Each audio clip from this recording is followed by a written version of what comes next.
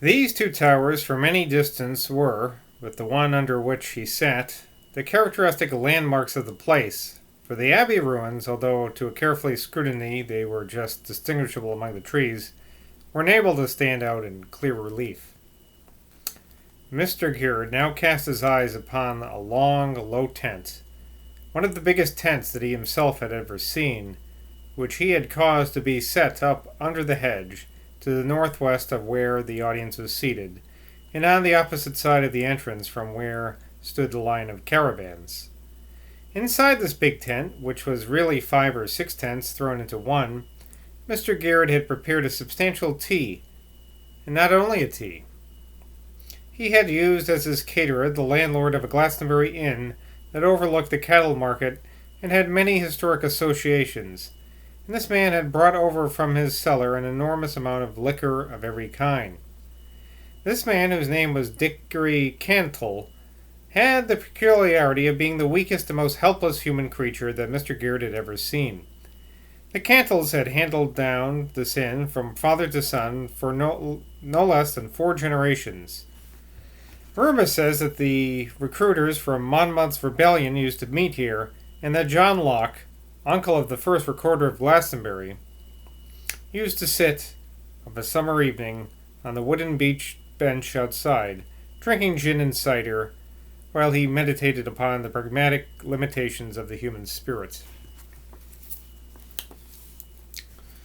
Dickory Cantle would never have succeeded in avoiding ruin if it had not been that his stomach was so weak that the least touch of alcohol made him vomit. Not me.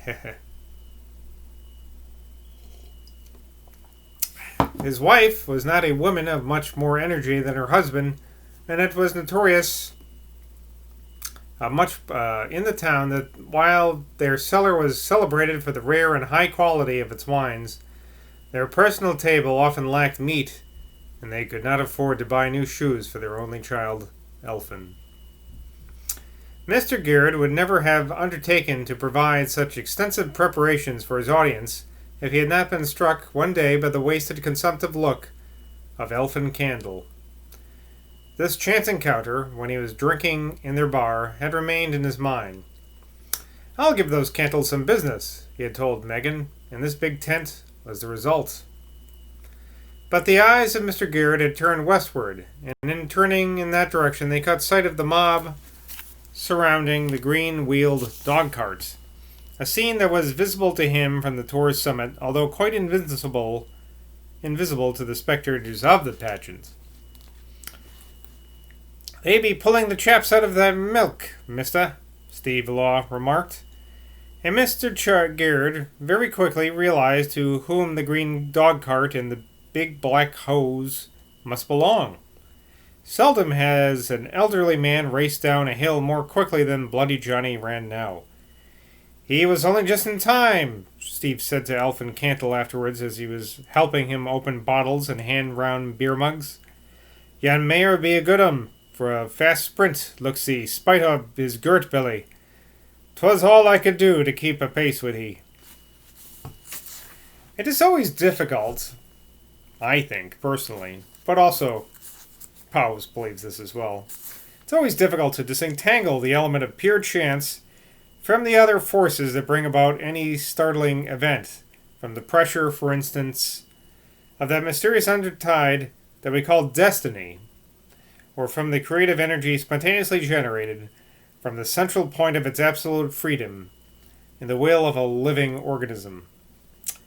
What happened now seemed to submerge Mr. Girard's personal prestige among that crowd, his official position as mayor of the town, as well as the extraordinary magnetic power that always burned at any dangerous crisis in his unholy eyes. Certainly his advance towards the swaying dog-cart and the plunging horse, when once he approached the scene, was not an easy one. One ruffian from the slums of Street, down by the banks of the Brew, struck him in the face with a stick, leaving a bleeding mark across his white, moist, flabby cheek. A woman from Butts Close, she was a sister of Tom Barter's landlady, but a more reckless sort of character, dragged at his clothes and tore his waistcoat open, so that the grey flannel shirt that he never would let Morgan send to the wash more than once a fortnight, and that he insisted wearing summer and winter alike, hung out almost indecently over the front part of his trousers. I said Morgan there, I meant Megan. I think that's his wife. Or maybe his maid. I forget.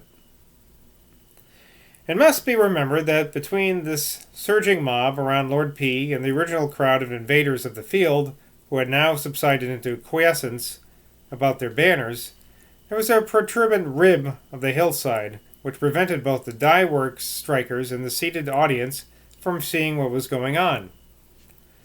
Red Robinson, whose seething and fermenting ate had, it all almost seemed, been paralyzed by the mere waving of Miss Drew's green parasol, was now drifting with baffled fury from one to another of the banner bearers, cajoling, commanding, imploring, entreating them, like a distracted leader in a lost battle, to rush forward and invade the grassy eminence where the coronation of King Arthur was now triumphantly proceeding, teasing him, mocking him, a veritable charade of Tantalus, with its glittering and fantastical fooling.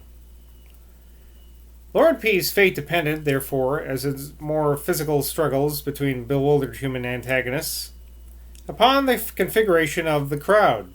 If Mr. Garrett had not been playing, quite unconsciously, the primeval role of Gwynedd, the old Welsh Prince of Darkness, and enjoying the spectacle he had wrought from the summit of Tor, Lord P would certainly have come to grief, and there would have doubtless appeared some modern John Jeffreys holding grim inquisition into a popular uprising. As it was, Mr. Garrett's desperate struggle to reach the besieged dog-cart created such a hurly-burly of shouts and counter-shouts, of imprecations and protestations, that the Taunton police guarding the hedge caught the clamor of the wind and came rushing across the grassy hillocks to intervene. It's going to take a second to see how long this chapter is. I'm curious. Ooh, it's a long one.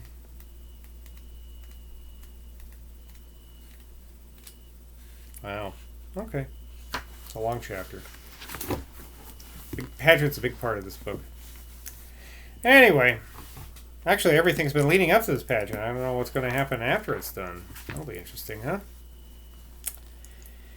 It was the sight of these officers' helmets above the head of the rioters that, when he recalled his sensations later, remained with Mr. Garrett as the most sinister of his impressions.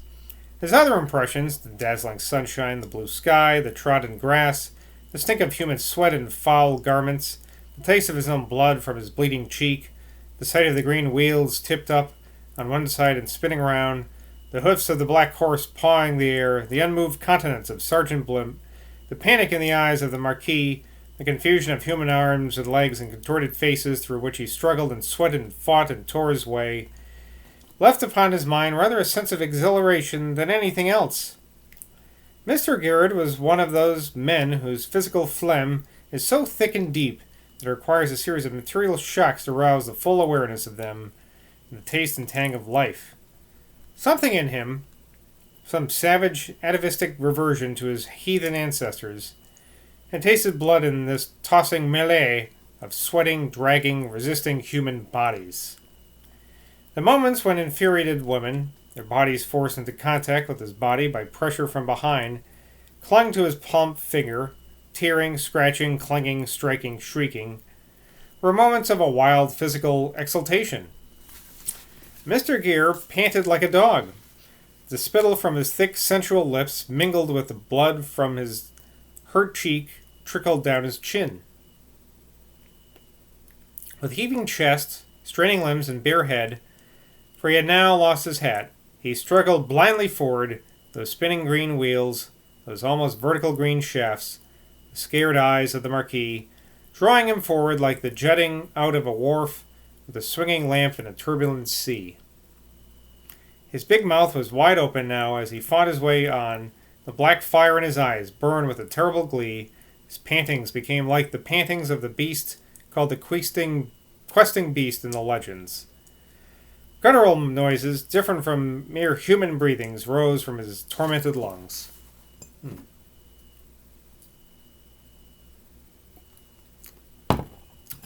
Ooh. Ooh. The curious thing was, however, that Mr. Gear's mind had never been calmer or clearer in his working than at that moment. "This is life," he thought to himself, and something like a sobbed-out chuckle rose up from the pit of his laboring belly. His old refrain, "Blood of Christ, blood of Christ, blood of Christ," drummed in his throat and blent itself with his bestial groanings, and with his Hensick and Horsa chucklings. As he beat his way on, reeling, staggering, stumbling, his queer battle frenzy increased rather than diminished. "This is life," he said to himself, with exactly the same clear awareness of the enjoyment he was getting, as if he had been a sturdy swimmer in a huge wave-burst of tossing surf. And there gradually arose in his consciousness a very queer notion, the feeling, namely, that what he was doing now was not rescuing a frightened aristocrat from a mob, but rescuing the blood of Christ from loss, from destruction, from annihilation. The fancy lodged itself in his brain, quite cool and clear above his pantings, that if he could only touch one of those upheaved green shafts with his hand, if he could only get his fingers on the bridle of that rearing black horse, he would prevent the blood of Christ from sinking into the deep earth and being lost forever. Yes, he thought. I'll build a Saxon arch about the Chalice Well, a round Saxon arch. And then it was that he caught sight of the helmets of Philip Crow's policemen. The sight of these officials completely broke up his mood. It was a policeman's hand, not his hand, that dragged down these green shafts. It was a policeman's arm, not his arm, that brought to earth the rearing front hoofs of the black horse. It was between a couple of Philip's policemen, too, that Lady Rachel's father was now standing, angrily stroking his beard and gazing round vindictively in order to point out to the officials the worst offenders and ringleaders of the crowd. Not as yet had the officers of the law laid hands upon anyone, but it was clear to the exhausted and disconcerted mayor that this is what they were now thinking of doing. Many of the crowd were evidently of the same opinion, for they were beginning to sneak off with extraordinary celerity, each of the retreating ones assuming an absent-minded air with regard to immediate phenomena, an intensely interested air with regard to pressing events which demanded their presence upon the far horizon. Mr. Gear, disappointed though he was, with no fire left in his eyes, now pulled himself together. He tucked his shirt back into his proper place. He took out his handkerchief and wiped the blood from his cheek. He buttoned his coat tightly under his chin. Then he advanced, although with tottering steps and heaving lungs, and pressed himself before Lord P.